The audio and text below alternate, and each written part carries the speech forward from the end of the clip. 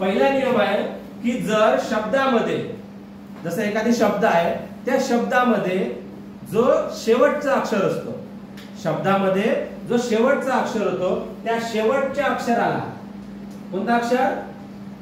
शेवटचा अक्षर, शेवटचा अक्षर, त्या शेवटच्या अक्षराला जर वेलांटी आणि उकार जर असेल तर तेव्हा नेहमी दुसरा उकार आणि दुसरी वेलांटी द्यायची. कोणती वेलांटी द्यायची? दुसरी वेलांटी किंवा दुसरा उकार. जसं तुम्ही कोणत्या वर्गात आहे? चौथी. त्यानंतर पुन्हा दुसरा वर्ग कोणता आपल्याकडे? तिसरी. बघा तिसरी पासून सुरुवात करू आपण. तिसरी, तिसरी. याच्यामध्ये शेवटचा अक्षर कोणता आहे? र. शेवटचा अक्षर कोणता आहे? र. आणि याला बघा, याला वेलांटी देताना शेवटच्या अक्षराला जर वेलांटी येत असेल किंवा उकार येत असेल तर ती नेहमी कोणता द्यायचा? दुसरी वेलांटी द्यायची किंवा दुसरा उकार द्यायचा. त्यानंतर चौथी, बघा याच्यामध्ये शेवटचा अक्षर थ आहे, थ ला वेलांटी दिलेली आहे, पण कोणती वेलांटी आलेली आहे? दुसरी. त्याच्यानंतर आहे पाचवी. याच्यामध्ये सुद्धा काय आहे? शेवटच्या अक्षराला कोणती वेलांटी दिलेली आहे? तुमच्या पुस्तकामध्ये शेवटचे जे पानं आहेत ना, त्या शेवटच्या पानामध्ये खेळू, करू, शिकूचे दिलेले आहेत. बघा वाचलंय तुम्ही? वेगवेगळे खेळ आहेत. खेळू, करू, काय अनुभवचं दिलेलं आहे? खेळू, करू आणि शिकूचे पानं दिलेले आहेत. मग ते जे आहेत खेळू, बघा खेळू, खेळू जे आहे ते र ला काय आलेला आहे? उकार आलेला आहे. मग हा उकार कोणता द्यायचा? नेहमी दुसरा उकार द्यायचा. खेळू, करू आणि शिकू. खेळू, करू, शिकू. आपल्या शाळेमध्ये तिथे बाहेर आपल्या संरक्षण भिंतीवरती खेळू, करू, शिकूचा बोर्ड आहे. वाचलाय तुम्ही? मोठ्या अक्षरामध्ये लिहिलंय बघा, खेळू, करू, शिकू. तर त्याच्यामध्ये बघा, त्याच्यामध्ये शेवटचं जे अक्षर आहे त्या शेवटच्या अक्षराला जर उकार जर येत असेल, शेवटच्या अक्षराला, शब्दामध्ये शेवटच्या अक्षराला जर उकार येत असेल तर तो नेहमी कोणता द्यायचा? दुसरा उकार द्यायचा. कोणता उकार द्यायचा?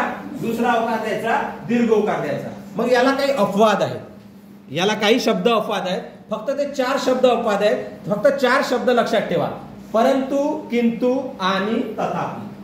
बघा आपण आणि लिहिताना हा आणीचा जो शेवटचा अक्षर आहे त्याला आपण पहिली वेलांटी देतो, हा अपवाद आहे. आणि पुन्हा दुसरा आहे किंतु. किंतु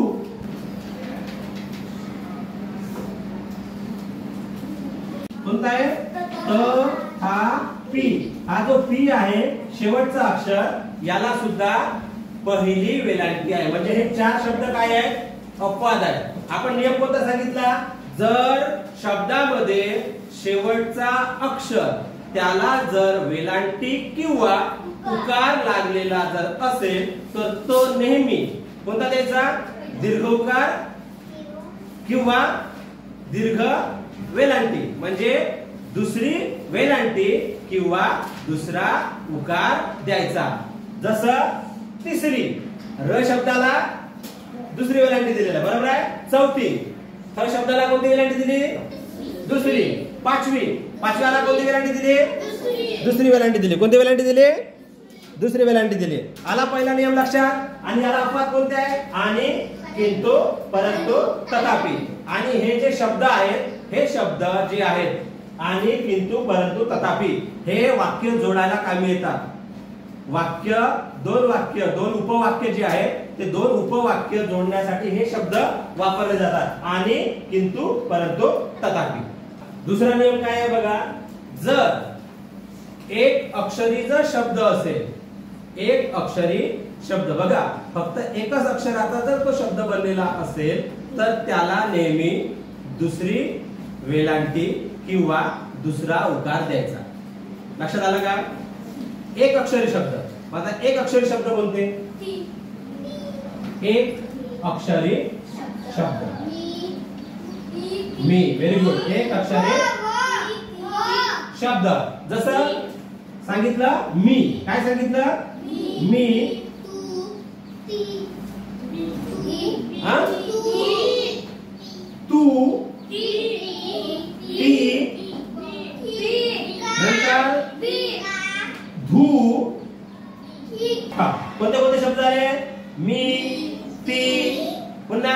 एक अक्षरी शब्द सांगा. तू झालं ना, तू झालं, धू झालं, गु, तू, धू, गु. पुन्हा ही. बघा हा आपला नियम कोणता आहे. एक अक्षरी जे शब्द असतात त्या एक अक्षरी शब्दांना नेहमी काय द्यायचं, दुसरी वेलांटी किंवा दुसरा उकार द्यायचा. जसं मी, ती, ही, तू, धू, गु हे एक अक्षरी जे शब्द आहेत त्यांना काय करायचं, दुसरी वेलांटी किंवा दुसरा उकार द्यायचा. आता याला अपवाद एकच आहे, तो आहे नी. अपवाद काय आहे, नी हा अपवाद आहे. कसा अपवाद आहे, तर तुमची आई बाबा तुम्हाला म्हणतात, आई वगैरे म्हणते तुम्हाला मी आणि मी नी तू. नीचा अर्थ काय होतो, नीचा वाक्यामध्ये अर्थ होतो आणि साठी वापरला जाते. कशासाठी, आणि या अर्थाने वापरलं जाते. तेव्हा काय लिहायचं, हा अपवाद आहे, हा एकच अपवाद आहे. याला फक्त एकच अपवाद आहे. म्हणजे या अर्थाने जर वापरलं मी नी, कोण कोण कोण कोण तिकडे जाणार आहे बाहेर, हा कोण कोण. मग तुम्ही म्हणता मी नी खुशाल. तुम्ही सांगता ना मी नी खुशाल. तुम्ही तो नी वापरता म्हणजे नी कशासाठी, मी आणि खुशाल आणि या अर्थाने वापरता. तो नी जो आहे हा अपवाद आहे. बघा तिसरा नियम कशाचा, वेलांटी आणि उकाराचा. आता हा नियम सांगायच्या आधी तुम्हाला पहिले शब्द सांगतो, त्याच्यानुसार आपण तो नियम काय असेल त्याचा अंदाज बांधा तुम्ही. जसं तुम्ही शाळेचं नाव लिहिता, जिल्हा परिषद उच्च प्राथमिक शाळा झिडशी. नाव लिहिता, जिल्हा परिषद उच्च प्राथमिक शाळा झिडशी. त्याच्यामधला पहिला शब्द आहे जिल्हा. लिहिता जिल्हा.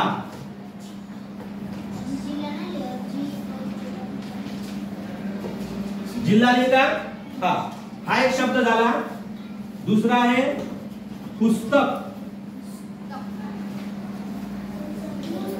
हा एखाद्या गावाचं नाव दिल्ली, दिल्ली घेऊ आपण, ठीक आहे.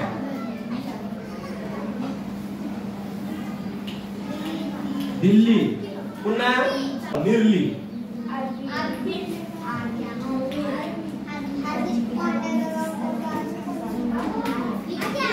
हा दुसरा एक शब्द उकारवाला तुझ्या.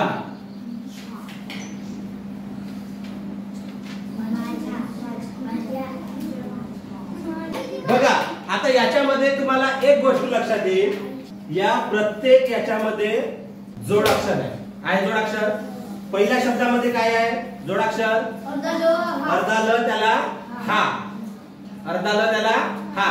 आता या जोडाक्षराच्या आधी जो शब्द आलेला आहे त्याला जी वेलांटी लागलेली आहे ती कोणती वेलांटी लागली आहे, पहिली. इथे निर्ली, निर्ली.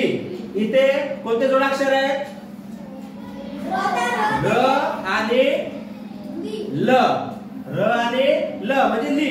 र आणि ली जोडाक्षर आहे, जोडाक्षर आहे की नाही, र आणि ली. तर त्याच्या आधी जो अक्षर आलेला आहे त्याला कोणती वेलांटी लागलेली आहे, कोणती वेलांटी लागली आहे, कोणती, पहिली वेलांटी. आता इथे बघा वाचा शब्द काय आहे, पुस्तक. याच्यामध्ये जोडाक्षर कोणता आहे, स आणि त. कोणता आहे, स आणि त.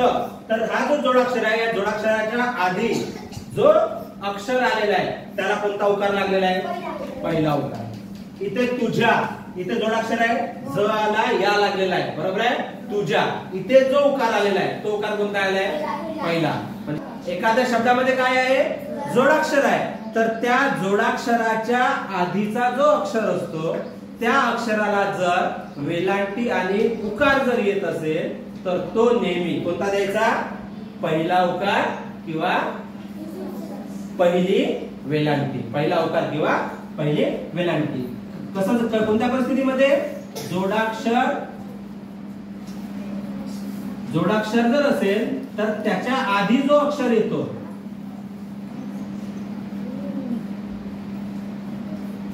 जोडाक्षर शब्दामध्ये जिथे जोडाक्षर आहे त्याच्या आधीच्या शब्दाला जर जोडाक्षरात शब्दामध्ये जिथे जोडाक्षर आहे त्याच्या आधीच्या शब्दाला जर वेलांटी आणि उकार येत असेल तर नेहमी कोणती द्यायचा, पहिली वेलांटी किंवा पहिला उकार द्यायचा.